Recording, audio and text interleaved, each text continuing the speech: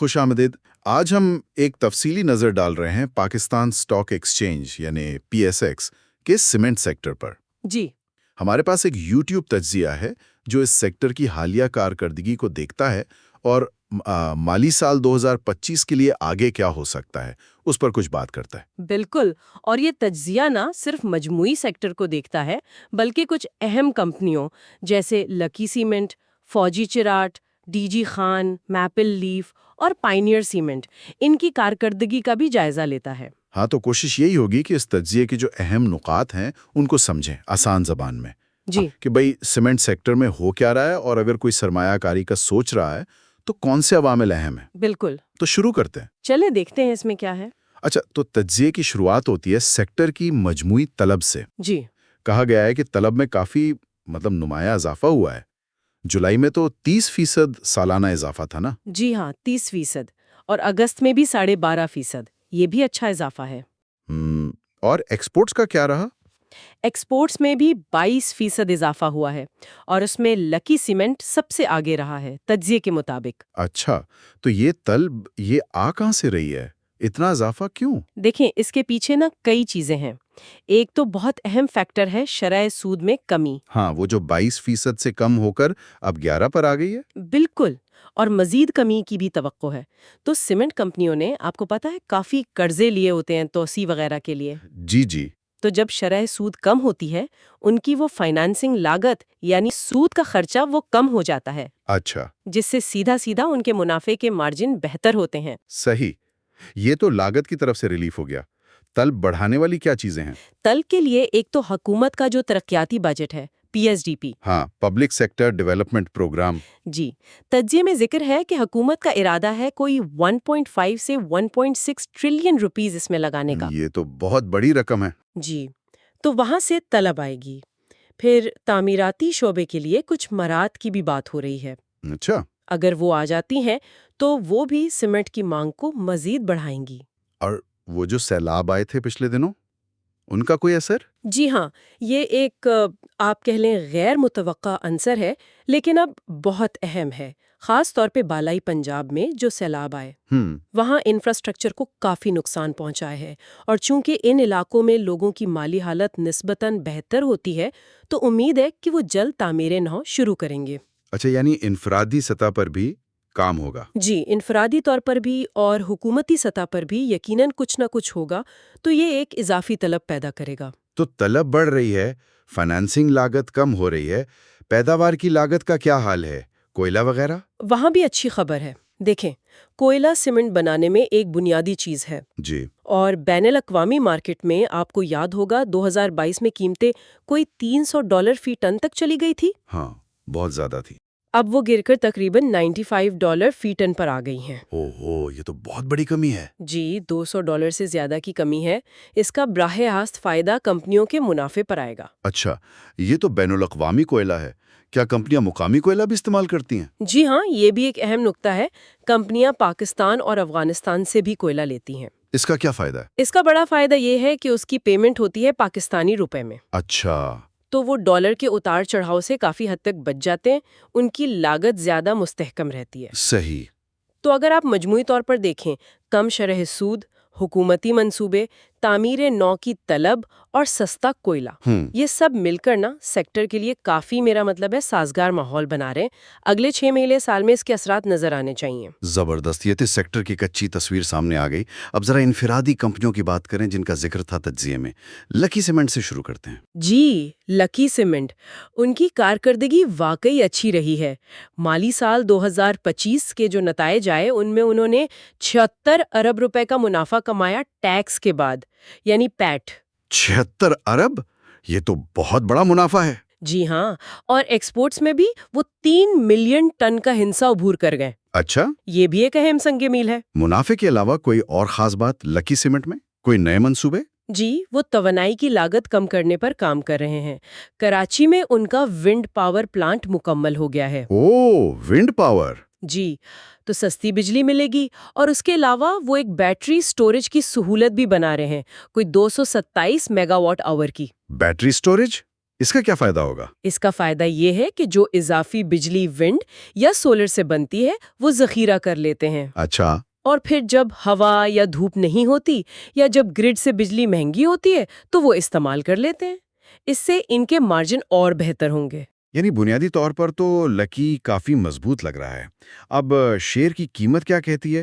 Technical chart پر کیا نظر آیا؟ ٹیکنیکلی بھی لکی کا شیئر واضح طور پر اپ ٹرینڈ میں ہے، یعنی اوپر جا رہا ہے۔ ماضی میں کچھ خاص قیمتیں تھیں جیسے 362، 385، 432 روپے، جہاں سے اس نے بریک آؤٹ کیا، یعنی مزاحمت توڑ کر اوپر گیا۔ اچھا، تجزیے کے مطابق ان بریک آؤٹس کے اہداف تقریباً پورے ہو چکے ہیں۔ اگر قیمت تھوڑی نیچے آتی ہے تو 430 روپے کے آس پاس ایک ممکنہ ڈپ یعنی خریداری کا موقع ہو سکتا ہے۔ اور نیا بریک آؤٹ کب ہو سکتا ہے؟ اگر شیئر 485 روپے سے اوپر بند ہوتا ہے تو وہ ایک نیا بریک آؤٹ سمجھا جا سکتا ہے۔ تجزیہ کار کا مشورہ یہ ہے کہ جن کے پاس پہلے سے ہے وہ ٹریلنگ سٹاپ لاس استعمال کریں۔ ٹریلنگ سٹاپ لاس یہ کیا ہوتا ہے، ذرا سمجھائیں۔ دیکھیں، سٹاپ لاس تو ہوتا ہے کہ اگر قیمت ایک حد سے نیچے گرے تو بیچ دیں تاکہ نقصان کم ہو۔ جی، ٹریلنگ سٹاپ لاس یہ کرتا ہے کہ جیسے جیسے قیمت اوپر جاتی ہے آپ کا سٹاپ لاس بھی خود بخود اوپر جاتا رہتا ہے ایک خاص فاصلے پر۔ اچھا، مثلاً 430 پہ خریدا، 5% کا ٹریلنگ لگایا تو 408.5 پہ سٹاپ لاس ہے۔ قیمت 450 ہوئی تو سٹاپ لاس خود ہی 427.5 پہ آ جائے گا۔ تو اس سے منافع لاک ہو جاتا ہے؟ جی، منافع کو محفوظ رکھنے میں مدد ملتی ہے جب تک کوئی بڑی گراوٹ نہ آئے۔ یہ ایک اچھا طریقہ ہے رسک مینجمنٹ کا۔ بہت خوب، یہ تو واضح ہو گیا۔ اچھا، اب فوجی سیمنٹ FCCL ان کا کیا حال ہے؟ فوجی سیمنٹ نے بھی بہت اچھا پرفارم کیا ہے۔ مالی سال 2025 میں 13.3 ارب روپے کا PAT، جی، یہ پچھلے سال سے 62% زیادہ ہے۔ 62%؟ جی، اور 1.5 روپے فی شیئر کے ڈیویڈنڈ بھی دیا ہے۔ ایک دلچسپ بات ان کی یہ ہے کہ وہ اپنی پیکیجنگ یعنی بوریاں بنانے کی سہولت بڑھا رہے ہیں۔ اچھا، اس سے کیا فرق پڑے گا؟ دیکھیں، بوریوں پر بھی خرچہ آتا ہے، اپنی صلاحیت بڑھے گی تو اپنی لاگت کم ہوگی، صحیح۔ اور شاید وہ اضافی بوریاں دوسروں کو بیچ کر کچھ کما بھی سکیں۔ کیا فوجی سیمنٹ بھی توانائی پر کچھ کر رہی ہے؟ جی ہاں، وہ نظام پور میں ایک سولر پاور پلانٹ لگا رہے ہیں۔ اچھا، تو یہ رجحان ہے مطلب؟ بالکل، لگتا ہے سب بڑی کمپنیاں اپنی بجلی کی لاگت کم کرنا چاہ رہی ہیں۔ اور فوجی کا ٹیکنیکل چارٹ کیا کہتا ہے؟ فوجی بھی اپ ٹرینڈ میں رہا ہے۔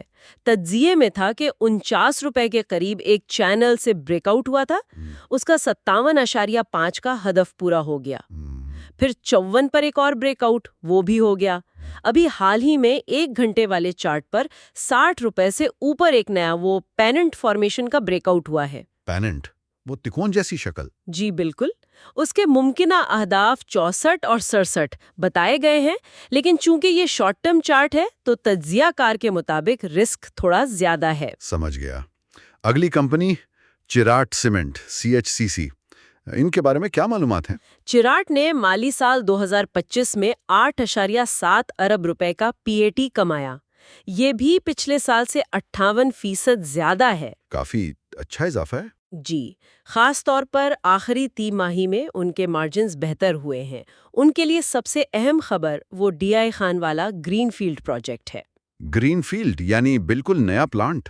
جی بالکل، شروع سے یہ منصوبہ ابھی چل رہا ہے۔ اگر یہ کامیاب ہوتا ہے تو کمپنی کے لیے کافی مثبت ثابت ہو سکتا ہے۔ یہ تو بڑا منصوبہ لگتا ہے۔ ٹیکنیکلی کیا صورتحال ہے؟ چیراٹ بھی ٹیکنیکلی مضبوط اپ ٹرینڈ میں ہے۔ پہلے 318 روپے پر بریک آؤٹ ہوا تھا، اس کا 375 والا ہدف تو ہو گیا پورا، 400 کا فائنل ہدف ابھی باقی ہے۔ اچھا، پھر 350 سے اوپر ایک اور آرک فارمیشن یعنی کمان جیسی شکل سے بریک آؤٹ ہوا، اس کا پہلا ہدف 374 بھی ہو گیا۔ اگلے اہداف 392 اور 425 بتائے گئے ہیں۔ اور اگر گراوٹ آتی ہے تو 350 روپے کی سطح اہم ہے خریداری کے لیے۔ ٹھیک ہے۔ اب آتے ہیں DG خان سیمنٹ DGKC پر، ان کی کارکردگی کیسی رہی؟ DG خان نے تقریباً 9 سے 10 ارب کا PAT کمایا مالی سال 2025 میں، اور 2 روپے فی شیئر ڈیویڈنڈ بھی دیا۔ ان کی اچھی کارکردگی کی وجہ کم فنانس لاگت بتائی گئی ہے، یعنی شاید قرض کم کیا ہو۔ تو شرح سود میں مزید کمی سے انہیں اور فائدہ ہوگا؟ بالکل یہی امکان ہے۔ اور ڈی جی خان کا چارٹ؟ ڈی جی خان بھی مضبوط اپ ٹرینڈ میں ہے۔ 175 پر ایک ٹرائی اینگل یعنی تکون سے بریک آؤٹ ہوا تھا، اس کا فائنل ہدف 214 تھا، وہ ابھی حال ہی میں حاصل ہوا ہے۔ اچھا، تو یہاں بھی ٹریلنگ سٹاپ لاس کا مشورہ ہے، اگر نیچے آتا ہے تو 200 روپے کی سطح اہم ہے۔ فی الحال نئی انٹری کے لیے شاید کسی نئی فارمیشن کا انتظار کرنا بہتر ہے۔ ٹھیک ہے۔ اگلی کمپنی پائنیئر سیمنٹ PIOC، ان کا کیا سین ہے؟ پائنیئر کی کارکردگی ٹھیک رہی ہے، مطلب مستحکم ہے۔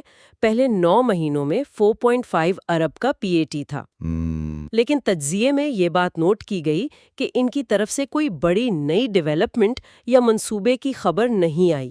اچھا، تو شاید اس لیے زیادہ حرکت نہیں؟ ہو سکتا ہے، مارکیٹ اکثر مستقبل کی خبروں پر چلتی ہے، لیکن ٹیکنیکلی ان کا شیئر بھی اپ ٹرینڈ میں ہی ہے۔ اچھا، کیا ہوا ہے چارٹ پر؟ پہلے 226 کے قریب بریک آؤٹ ہوا تھا، اس کا ایک ہدف 270 کے پاس بتایا گیا، پھر 240-253 کی رینج میں ایک اور آرک فارمیشن کا بریک آؤٹ ہوا، اس کا پہلا ہدف 260 ہو گیا۔ اور ابھی حال میں 258 سے اوپر ایک نیا آرک بریک آؤٹ ہوا ہے، جس کا ہدف 280 کے قریب بتایا جا رہا ہے، تو ٹیکنیکل حرکت تو ہے۔ ٹھیک ہے۔ اور آخر میں Maple Leaf Cement MLCF۔ Maple Leaf نے بھی بہت متاثر کیا ہے۔ 11.5 ارب روپے کا PAT مالی سال 2025 میں، یہ پچھلے سال سے 66% زیادہ ہے۔ 66%؟ جی، ان کے مارجن بھی آخری سہ ماہی میں بہتر ہوئے ہیں، اور اہم بات یہ کہ ان کی جو نئی لائن تھی، لائن 4، وہ بھی چل پڑی ہے۔ اچھا، اس کا مطلب ہے کہ ان کے جو بڑے خرچے والے منصوبے تھے وہ تقریباً مکمل ہو گئے ہیں۔ تو اب وہ پیداوار اور فروخت پہ زیادہ توجہ دے سکتے ہیں؟ بالکل، اور قرض کا بوجھ بھی کم ہو سکتا ہے یا مزید نہیں بڑھے گا، جو کم شرح سود کے ماحول میں اور بھی اچھی بات ہے۔ میپل لیف کا ٹیکنیکل کیا کہتا ہے؟ میپل لیف بھی اپ ٹرینڈ میں 84 روپے پر ٹرائی اینگل سے بریک آؤٹ ہوا، اس کا 101.8 کا فائنل ہدف ہو گیا۔ پھر 91 پر ایک آرک فارمیشن سے بریک آؤٹ ہوا، اس کا فائنل ہدف 108.21 تھا، وہ بھی ہو گیا یا بہت قریب ہے۔ گراوٹ کی صورت میں 100 روپے کی سطح اہم ہے، یہاں بھی نئی انٹری کے لیے شاید نئی فارمیشن کا انتظار بہتر ہے۔ ٹھیک ہے، تو ہم نے سیکٹر کا جائزہ لیا، 6 کمپنیوں کو دیکھا، اس سب کا خلاصہ کیا ہے؟ تجزیہ کار بار بار ٹیکنیکل انالیسز، چارٹس، ان چیزوں پر بہت زور دے رہا تھا۔ بالکل، تجزیے کا ایک بڑا پیغام یہی لگتا ہے کہ صرف فنڈامنٹلز یعنی کمپنی کیسی ہے، منافع کیا ہے، معیشت کدھر جا رہی ہے، یہ دیکھنا کافی نہیں ہے۔ صحیح وقت پر خریدنے اور بیچنے کے لیے ٹیکنیکل چارٹس بہت مددگار ہو سکتے ہیں۔ وہ آپ کو رجحان بتاتے ہیں، ممکنہ اہداف بتاتے ہیں، رسک کہاں ہے یہ سمجھنے میں مدد دیتے ہیں۔ اور اسی لیے وہ سٹاپ لاس اور ٹریلنگ سٹاپ لاس کی بات بار بار ہو رہی تھی؟ جی ہاں، رسک کو قابو میں رکھنے کے لیے سٹاپ لاس اور منافع کو بڑھانے اور محفوظ کرنے کے لیے ٹریلنگ سٹاپ لاس، یہ بہت اہم ٹولز ہیں۔ اور یہ جو اہداف کی بات تھی، جی، یہ کتنے عرصے کے لیے ہوتے ہیں عام طور پر؟ چونکہ یہ تجزیہ زیادہ تر 1 ڈے چارٹ پر مبنی تھا، تو تجزیے میں کہا گیا کہ ان اہداف تک پہنچنے میں عموماً 2 ہفتے سے 2 مہینے لگ سکتے ہیں۔ اچھا، یعنی یہ کوئی ڈے ٹریڈنگ نہیں ہے؟ نہیں، یہ ایک پوزیشنل ٹریڈ یا مختصر سے درمیانی مدت کی سرمایہ کاری کا نقطہ نظر ہے۔ آپ کو شیئر لے کر کچھ عرصہ رکھنا پڑ سکتا ہے۔ صحیح۔ تو خلاصہ یہ ہے کہ سیمنٹ سیکٹر کے لیے کئی مثبت چیزیں ایک ساتھ آ گئی ہیں۔ لاگت کم ہو رہی ہے، کوئلے اور سود کی وجہ سے حکومت خرچہ کرنے والی ہے، تعمیراتی شعبے کو مراعات مل سکتی ہیں، اور سیلاب کی وجہ سے اضافی طلب بھی ہے۔ جی ہاں، بظاہر تصویر تو کافی اچھی لگ رہی ہے، لیکن ایک بات جو ہمیشہ یاد رکھنی چاہیے اور تجزیے میں بھی کہی گئی، جی، وہ یہ کہ یہ ساری معلومات اور ہماری یہ گفتگو صرف تعلیمی مقاصد کے لیے ہے، یہ سرمایہ کاری کا مشورہ ہرگز نہیں ہے۔ بالکل، اپنی تحقیق بہت ضروری ہے۔ جی، اسٹاک مارکیٹ میں رسک ہوتا ہے، کوئی بھی فیصلہ کرنے سے پہلے خود تحقیق کریں، اور اگر ضرورت ہو تو کسی مستند مالیاتی مشیر سے ضرور بات کریں۔ ٹھیک ہے، تو آج کے اس تفصیلی جائزے کو یہیں ختم کرتے ہیں۔ ہم نے سیمنٹ سیکٹر کے اہم محرکات اور کچھ خاص کمپنیوں کی کارکردگی پر بات کی، اس یوٹیوب تجزیے کی روشنی میں۔ ایک آخری سوچ جو سننے والوں کے لیے چھوڑی جا سکتی ہے، یہ سارے مثبت اشارے اپنی جگہ، کیا یہ سیمنٹ سیکٹر کے لیے ایک لمبی تیزی، ایک بل رن کا آغاز ہو سکتا ہے؟